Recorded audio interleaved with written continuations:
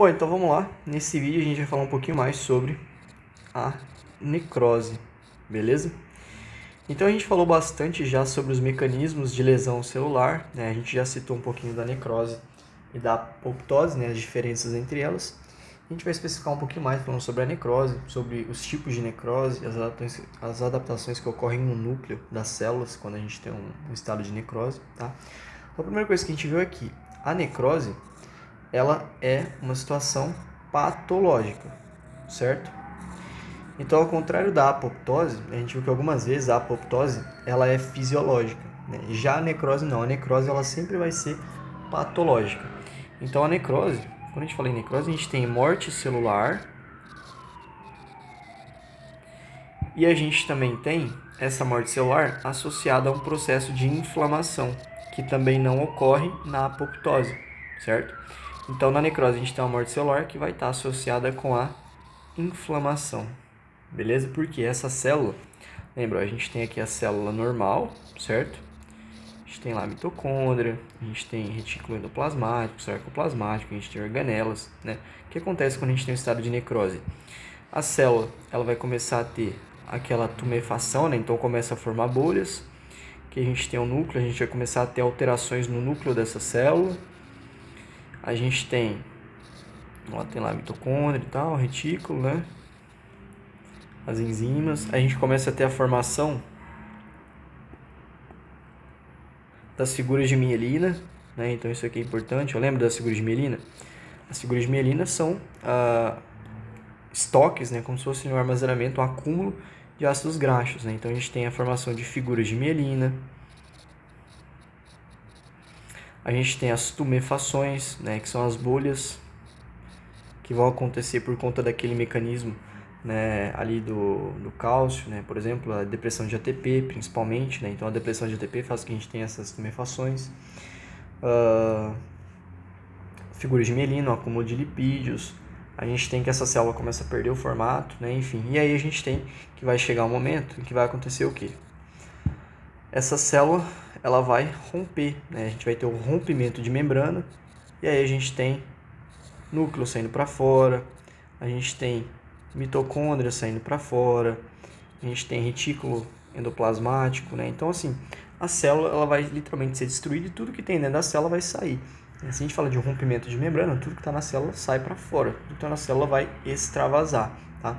Além disso, a gente também tem os lisossomos, lembra do lisossomo? O lisossomo, ele é como se fosse um come-come, então além disso, né, a gente também vai ter dentro da célula, se a gente for pensar na célula, a gente tem o lisossomo, tá? Esse aqui é o lisossomo, ó. Eu faço ele assim porque ele é como se fosse um come-come. O lisossomo, o que ele faz? Ele faz degradação proteica.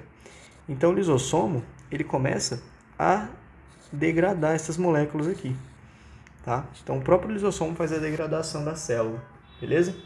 Então, basicamente, isso aqui foi o que a gente já viu sobre a necrose, o que a gente já sabe, certo?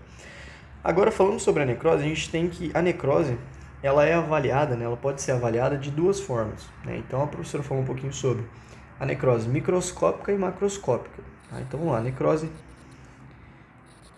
microscópica. Isso aqui nada mais é do que o estudo, né? A maneira com que você vê a necrose, a maneira com que você analisa os mecanismos de necrose. Mas, basicamente, a necrose microscópica, ela vai estudar a necrose, vai visualizar a necrose em um nível histológico, certo? Ou a nível celular. Tá? Então a gente vai ver as adaptações que acontecem na célula de forma histológica, naquelas lâminas, né, nos tecidos. Tá? E aí a gente entrou em dois conceitos, né, que é a basofilia. O que é a basofilia? A basofilia é aquela célula, né, a célula roxa. Então a gente tem a célula com o corante lá, ela fica roxa, né, então a gente tem as estruturas dessas células bem arroxeadas e tal, a gente tem lá mitocôndria, retículo, enfim. E a gente tem uma alteração, né, que faz com que essa célula fique eosofílica, tá? Então a gente tem também a eosinofilia, na verdade. Eosinofilia. O que é a eosinofilia, tá? Quando a gente fala da basofilia, isso aqui é um estado fisiológico, certo? A eosinofilia, a nível histológico, a gente começa a ver uma célula mais rosa. Então, essa célula aqui, que antes estava roxa, ela começa a ficar mais arrosada. Tá? E por que isso aqui acontece? Né? Então, a eosinofilia ela acontece por alguns motivos. Tá? Então, primeiro, a célula vai sofrer o que a gente chama de desnaturação. Deixa eu escrever de letra normal, letra de forma. A gente vai ter uma desnaturação proteica nessa célula, tá? Então, o que significa uma desnaturação proteica? Significa que a célula vai começar a perder proteínas. Ou então, essas proteínas de célula vão começar a perder a função delas. Então, se a gente pensa em uma proteína de canal, por exemplo, ela vai parar de transportar íons. Se a gente pensa na mitocôndria, ela para de produzir energia, né? Enfim, são exemplos bem gerais, mas só para entender o que é essa desnaturação proteica. Então, as proteínas elas começam a perder as suas funções. Um outro mecanismo que também causa essa eosinofilia é justamente a digestão enzimática da célula. Tá? Então, a gente pode citar a digestão ou a degradação enzimática. Digestão enzimática. Quem que faz a digestão enzimática? Né? Aquele carinha que a gente acabou de falar dele, né? O lisossomo. Então tá aqui, ó. O lisossomo ele é o come-come da célula. O que ele faz? Ele degrada a proteína. Então a gente tem lá a mitocôndria, a gente tem um ribossomo. O que ele vai fazer? Ele abocanha ela aqui, ó, degrada. Ó, faz isso aqui, ó, degrada, certo? Então o lisossomo ele é o come-come, ele quem faz essa digestão enzimática, né? E aí a gente tem, por conta dessa digestão lisossomática, né, do lisossomo digerindo tudo, a célula ela vai adquirir o que? Os vacúolos, que são aqueles buracos na célula. Né? Então lembra que a gente viu lá, por exemplo, se a gente for pensar na célula, então a gente tem lá a nossa célula toda preenchidinha aqui, certo? Deixa eu só riscar aqui. Ó. Vou tentar preencher essa célula só para dar um exemplo. Então imagine que essa célula ela está toda preenchida. Beleza? O que acontece? O lisossomo vai lá e ele faz isso, ó. Ele degrada uma parte da célula. Onde ele degradou essas proteínas, fica vazio. Isso aqui é um vacúolo. Tá? Então é como se fosse literalmente um buraco dentro da célula. Tá? Então a gente tem a formação dos vacúolos por conta dessa digestão enzimática que acontece dos lisossomos. E outro mecanismo que a gente também viu, né, que causa essa eosinofilia, né, que a gente consegue ver, na verdade, na eosinofilia, né, então a gente consegue ver os vacúolos e também as figuras de mielina. Tá? Então as figuras de mielina elas ficam mais destacadas numa vista histológica, beleza?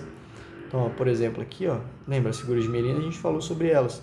Então as figuras de mielina nada mais são do que formação de tecido adiposo. Né? Então eu tenho essa célula aqui, lá dentro começa a ver uns pontinhos, né, rosas mais escuros. Vou desenhar amarelo aqui para fazer, né, para ficar diferente, que são as figuras de mielina, beleza? Figuras de mielina, que nada mais é do que ácido graxo. Então isso aqui são as coisas que acontecem na célula quando a gente olha em uma vista microscópica. Quando a gente observa essa célula necrosada, né, que sofreu o processo de necrose, em uma lâmina, né, ali histológica, por exemplo.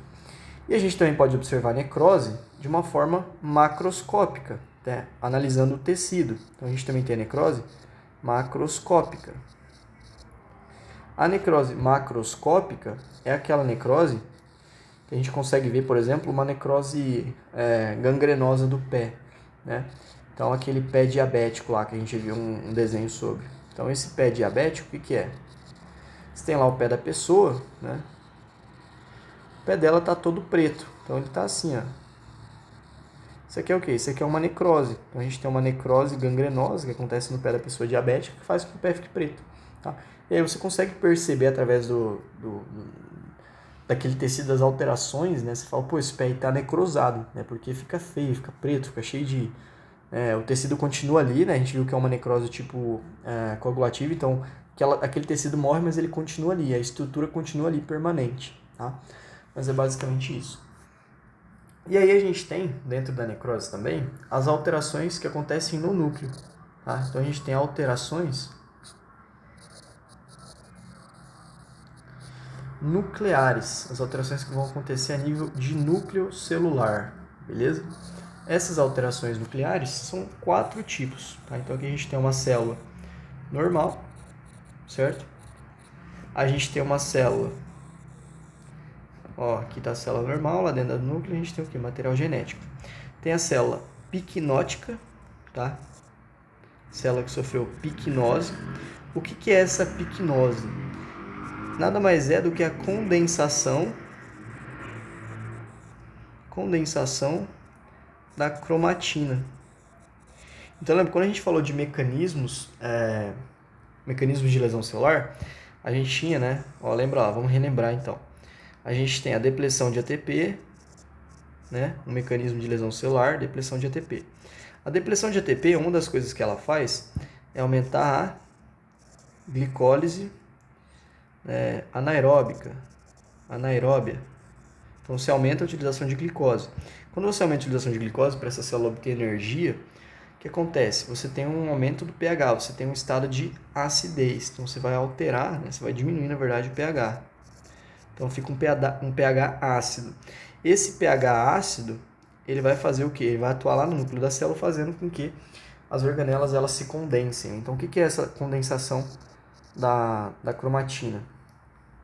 Escrevi errado. Cromatina, condensação da cromatina. Você tinha lá o material genético espalhado no núcleo, né? Agora esse material genético ele vai se enrolar. Então o que acontece? O material genético ele vai fazer isso aqui, ele vai enrolar e aí o núcleo fica menor.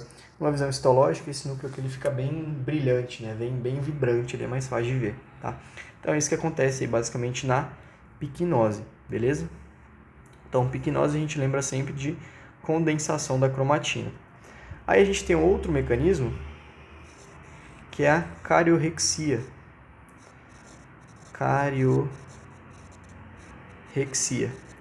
A cariorrexia nada mais é do que a fragmentação do núcleo. Então, imagina que eu tinha ali o meu núcleo, né? O que acontece? O núcleo ele vai começar a se fragmentar, vai começar a se dividir.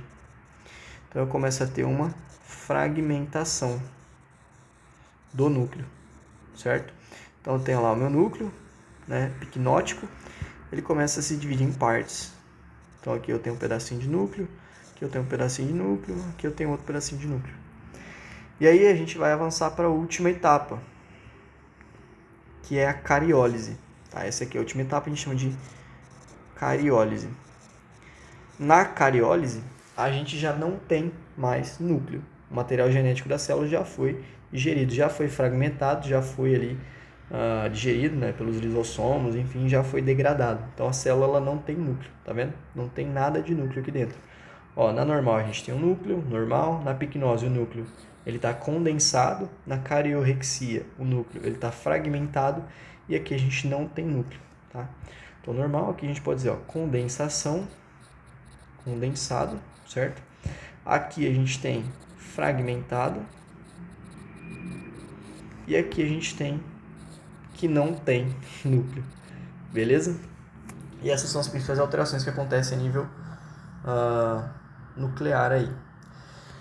E aí a gente avança para falar sobre os tipos de necrose, tá? Lembrando que os tipos de necrose, eles são em relação ao tecido, né? A gente tem esse tipo de necrose em relação às alterações morfológicas que vão ocorrer nos tecidos, beleza? E aí a gente vai ter 5 tipos de necrose, tá? A primeira delas é a necrose de coagulação. Essa necrose de coagulação, o principal mecanismo para que ela ocorra, né, é justamente a isquemia, né? Então lembra da isquemia? O que é isquemia? Você tem lá um vaso sanguíneo, né, que passava sangue. Aí de repente você tem o quê? Você tem uma obstrução, né? Você tem a formação de um trombo.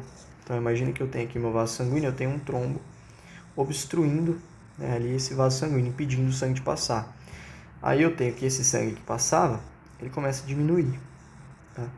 Isso aqui é a isquemia, certo?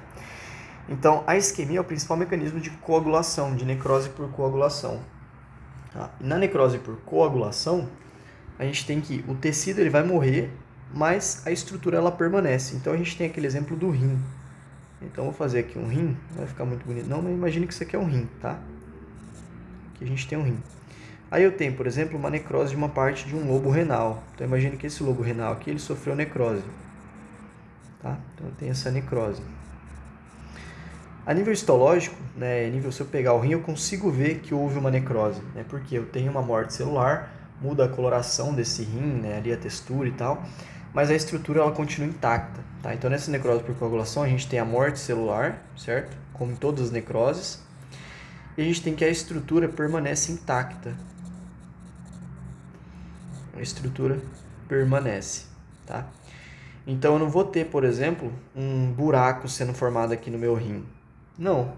Eu vou ter ali o processo de necrose, morte, só que aquele tecido morto ele vai permanecer ali, a estrutura permanece igual, beleza? Isso aqui vai acontecer, por que a estrutura permanece igual? Porque nesse tipo de necrose por coagulação, a gente vai ter uma inibição, né, um bloqueio, uma inibição das enzimas proteólises. Tá? O que são as enzimas proteólises? Sempre que a gente fala de proteólise, sempre que é lise, é uma enzima que degrada. Tá? Então imagine que isso aqui, ó, essa enzima proteólise é como se fosse uma tesourinha. Tá? O que a proteólise faz? Ela pega as proteínas, isso aqui é uma proteína. Tá? Vamos fazer uma proteína dobrada. Então essa aqui é uma proteína, certo? Está dobrada, a proteína quaternária, vamos supor, foi dobrada 4 vezes. Essa proteólise vai lá, quebra essa proteína. E aí você tem essa proteína, ela foi degradada, né? Essa proteólise foi lá, quebrou a proteína. E aí você tem essa proteína aí dividida agora em partes que não servem para nada. Tá? Então você tem aqui uma proteína que já perdeu função, ela foi degradada. Beleza? Então a gente tem essas proteólises, essa é a principal função das proteólises. Então nessa necrose por coagulação a gente tem a morte celular, a estrutura permanece igual por conta da inibição das proteólises, beleza? Isso aqui é importante, inibição das proteólises. E um exemplo dela, né, é essa que acontece aqui no nosso rim, principalmente, tá? Essa necrose coagulativa, né, causada por isquemia, ela vai acontecer em vários tecidos. Tá? A necrose coagulativa ela acontece em diversos tecidos, principalmente pela isquemia. Porém, quando a gente tem um caso de isquemia no tecido nervoso, né, se a gente fala de uma isquemia no tecido nervoso, a gente tem um outro tipo de necrose que vai acontecer nesse tecido nervoso. Acontece em outras partes também, principalmente no tecido nervoso, que é a necrose liquefática, né, que a gente associa com o tecido nervoso, mas acontece em outras áreas também, principalmente tecido nervoso. Então, se o seu cérebro, imagina que faltou sangue lá para o seu cérebro, né? O seu cérebro, você teve uma situação de isquemia, tem lá uma artéria entupida, alguma coisa assim, com um trombo, né? Você teve uma isquemia no seu tecido nervoso. Você tem uma necrose liquefática que vai ocorrer se essa isquemia permanecer, se ela perdurar por muito tempo, tá? No caso da necrose liquefática, o que a gente tem, né? A necrose liquefática. A gente tem que, no nosso tecido nervoso, se a gente for pensar no nosso tecido nervoso aqui, né? Deixa eu puxar uma setinha aqui. O tecido nervoso ele é composto por quê? Por neurônios, células da glia, astrócitos, né? Enfim. Se a gente for pensar nessas células, a maioria dessas células, né? Os neurônios, por exemplo, os neurônios eles têm os axônios, que são formados por bainha de mielina e tal. Então, o nosso tecido nervoso ele tem uma grande quantidade de lipídios, certo? Nosso tecido nervoso ele é um tecido muito lipídico, justamente para fazer a condução dos impulsos nervosos, né? Porque a gordura ela transmite muito bem, ela é um ótimo condutor elétrico. Então, para a gente fazer a transmissão desses impulsos, a gente precisa ter lipídio no nosso sistema nervoso central. Então, o nosso cérebro ele é muito lipídico, tá? Então, isso é um dos fatores que influencia nessa necrose liquefática que acontece no sistema nervoso central, né? No nosso tecido nervoso. E uma outra característica é que a gente tem as células da micróglia, né? Que são as células de defesa do sistema nervoso central. Então, a micróglia, ela é uma célula mais ou menos assim, ó. Uma célula pequenininha, né? Tem várias ramificaçõezinhas aí. O que acontece? Isso aqui é a micróglia, tá? Quando você tem algum tipo de ameaça, né, ao seu sistema nervoso central, essas células da micróglia, elas começam a aumentar suas ramificações. Então, ela faz isso aqui, ó. A micróglia começa a aumentar a sua ramificação. Quando ela aumenta a sua ramificação, ela começa a liberar também citocinas, tá? E o que são essas citocinas? As citocinas, elas são marcadores inflamatórios. Então imagina assim, você vai lá, liberou um monte de citocina, que são marcadores inflamatórios. O que acontece? As suas células de defesa, né, por exemplo, os macrófagos, neutrófilos, eles vão lá para onde tem, né, a inflamação. Tá? Então eles vão lá para o foco da inflamação. E aí eles vão liberar mais substâncias inflamatórias, a gente vai ter mais inflamação sendo gerada. Quando a gente tem essa inflamação, a gente vai ter morte celular, tá? E aí depois da inflamação, depois dessa morte celular, a gente tem a formação do pus, né, ou do exudato, tá? Então, o exudato, né, exudato nada mais é do que pus, tá? Ele é formado pelo plasma das células, né? Então, pelo plasma ali, pelo líquido daquelas células e por restos celulares, tá? Então, a gente tem a formação de plasma, né? Desse exudato, né? Que é como se fosse aquele é o pus, né? Ele é viscoso ali, tem uma propriedade bem viscosa, né? Justamente por conta de terem restos celulares ali. Então, a gente tem organelas celulares, enfim, tudo que sobrou da célula depois dessa inflamação, depois desse combate das células de defesa, vai, né, para essa formação do exudato, beleza? Então, é por isso que a necrose liquefática ela acontece no sistema nervoso central principalmente, tá? Então, em todos os outros tecidos, né, a isquemia ela vai provocar uma necrose por coagulação. No tecido nervoso, a isquemia vai provocar uma necrose liquefática, beleza? Então, na necrose liquefática, a gente tem o quê? A gente tem a formação do pus, né? E a questão justamente da umidade, né? Por conta do pus aí, beleza? Então, é isso. Um outro tipo de necrose que a gente também tem é a necrose, que a gente chama de necrose caseosa, tá? A necrose caseosa, ela tem esse nome porque ela remete ao queijo, né? Então, caseína é uma proteína que tem no leite, né? Consequentemente, tem no queijo, porque o queijo é feito de leite. Então, a necrose caseosa, ela lembra do queijo, né? Ela tem isso justamente por conta do queijo, né? Porque ela vai formar ao redor do tecido necrosado ali, né? Forma um tipo de massa viscosa, né? Massa viscosa e fria, que no olhar dos patologistas, né, parece um pouco com queijo. Então, por isso que ela tem esse nome aqui. Então, quando a gente fala de necrose caseosa, associa com queijo, né, para ficar fácil de lembrar. Então, basicamente, quando a gente fala de necrose caseosa, a gente tem uma inflamação ao redor do local. Então, ela gera uma inflamação ao redor do local. E esse tipo de necrose, ele é muito comum, né, no nosso tecido pulmonar, né, então no pulmão. Vou desenhar aqui um pulmão, né, e em doenças como, por exemplo, a tuberculose, tá? A tuberculose, ela é uma doença que ela é causada por bactérias ou fungos, né? E ela vai afetar principalmente o nosso pulmão. Então, imagine que a gente tem lá uma área de necrose acontecendo, né, por conta dessa tuberculose, e aí ao redor você tem a formação desse queijo, né, dessa massa viscosa ali, né, e fria, né? Então você tem a inflamação ao redor do local. Então isso aqui seria a inflamação. As células inflamatórias elas vão ficar ao redor do local onde está ocorrendo a necrose. Então por isso tem esse nome de necrose caseosa, beleza? E isso aqui gera o que a gente chama de esse processo aqui de inflamação ao redor do local é o que a gente chama de reação granulomatose.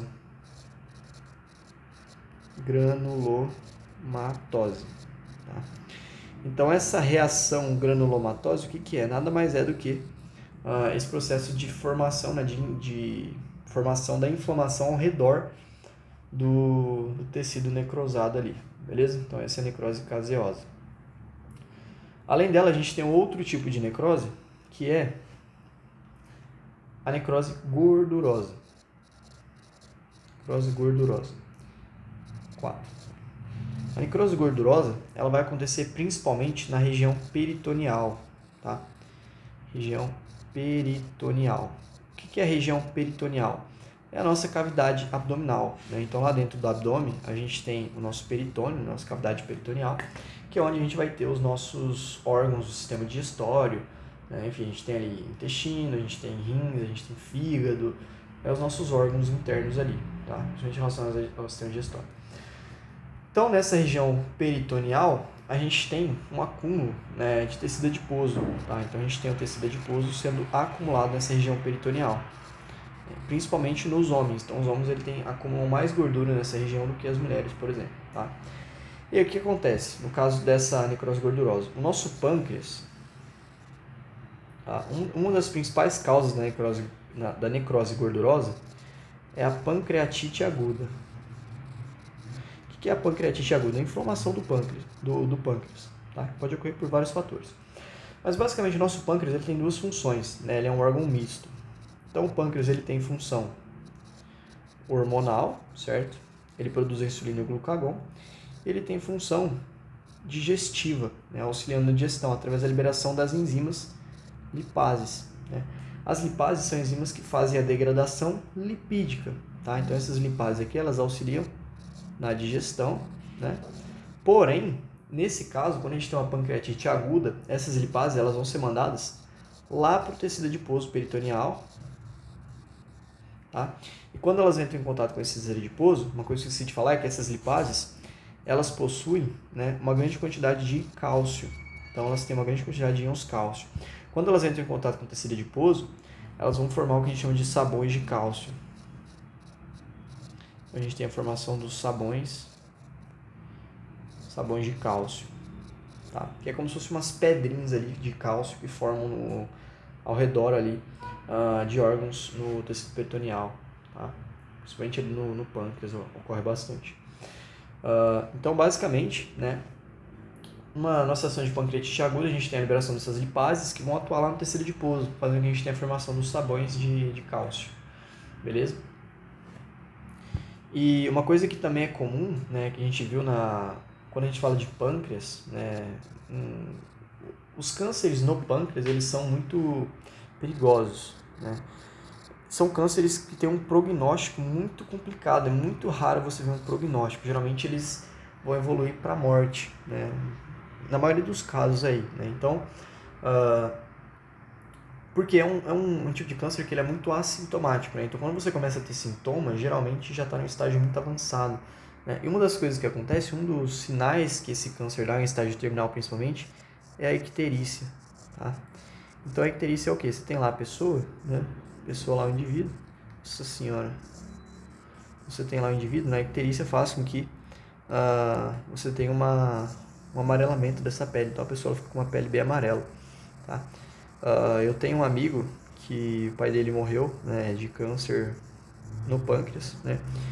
E pouco antes de ele morrer, eu fui no hospital para ver ele, né, para se despedir. E, cara, é muito visível, assim, ele tava amarelo mesmo. Então, assim, é bem triste, é bem ruim você ver as pessoas assim. Mas, enfim, é uma das coisas que acontece, né, no caso do câncer de pâncreas, em estágio final, em estágios ali mais avançados, beleza? Então, essa questão da icterícia. E aí a gente fecha essa necrose gordurosa. E um último tipo de necrose que a gente também viu é a necrose gangrenosa, tá? Então, a necrose gangrenosa, ela é muito comum, né, de ocorrer em extremidades, né? Então, por exemplo, pés e mãos, né? E também é muito comum em pacientes diabéticos, certo? Um dos principais mecanismos que levam à formação dessa necrose gangrenosa é, novamente, a isquemia. Tá? Então, a gente vê que a isquemia realmente ela leva a vários problemas, vários BO. Tá?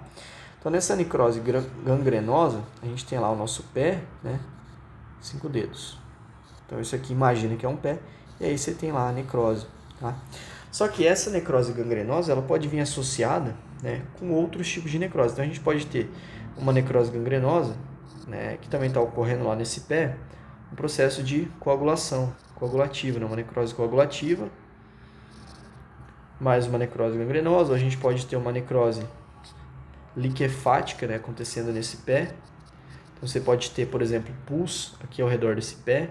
Então, você pode ter pus sendo liberado. Enfim, então a gente tem diversos tipos aí de necrose gangrenosa. Tá? Geralmente, ela se dá em extremidades, é muito comum em pacientes diabéticos. Tá? E nesses pacientes diabéticos, em alguns casos, né, geralmente a pessoa ela tem que, vamos supor que a pessoa, sei lá, bateu o dedo na mesa, né, e aí necrosou o dedo, ou usou um sapato muito apertado. geralmente você tem que amputar essa parte do pé, ou então amputar às vezes até o pé inteiro. Por quê? Porque a necrose, né, ela faz com que você fique mais suscetível a infecções, né? Então, uma infecção pode piorar ainda mais a situação, né? Então, para justamente evitar as infecções, a gente faz o quê? A gente amputa o pé. Então, esses pacientes costumam amputar ali o pé ou a mão, enfim, a área necrosada, beleza? E aí a gente fecha os mecanismos de necrose. Então, a gente viu, né, resumindo. Então, vamos lá. A gente falou sobre alterações nucleares que acontecem na célula, tá? Então, alterações nucleares. São 4 tipos, tá? Então, a gente tem a pictose, que é a mesma coisa que a condensação da cromatina, certo? Condensação. A gente falou sobre a cariorrexia, que nada mais é do que a fragmentação. E aí a gente tem a cariólise, que aí você já não tem mais nada de núcleo, né? A degradação completa aí. Então é a degradação total, certo? E aí a gente falou sobre os tipos de necrose. E aí a gente entrou, né? São 5 tipos de necrose, certo? Opa. Então a gente falou sobre a necrose coagulativa. A gente falou sobre a necrose liquefática. A gente falou sobre a necrose caseosa, a gordurosa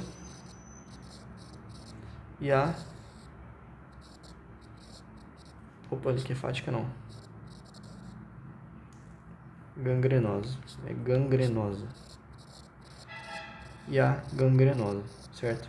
E aí a gente mata esses tipos de necrose. Então a gente tem a necrose coagulativa e a liquefática, né? A coagulativa vai acontecer em vários órgãos, né? A liquefática, ela é mais comum no tecido nervoso, tá? Então isso aqui é importante, é mais comum no tecido nervoso. Em decorrência, né, de isquemias. Então quando a gente tem uma situação de isquemia, tá?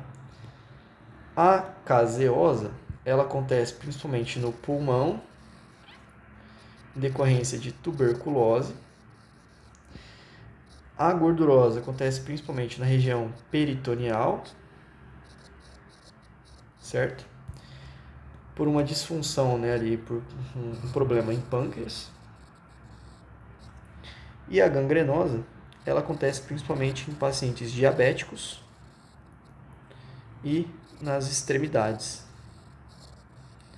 E ela vai estar associada, né, muitas vezes pode estar associada com esses outros 2 tipos aqui, com a coagulativa e a liquefática, beleza? E aí a gente mata esse conteúdo de tipos de necrose, beleza? Então espero que tenha ajudado e até o próximo vídeo.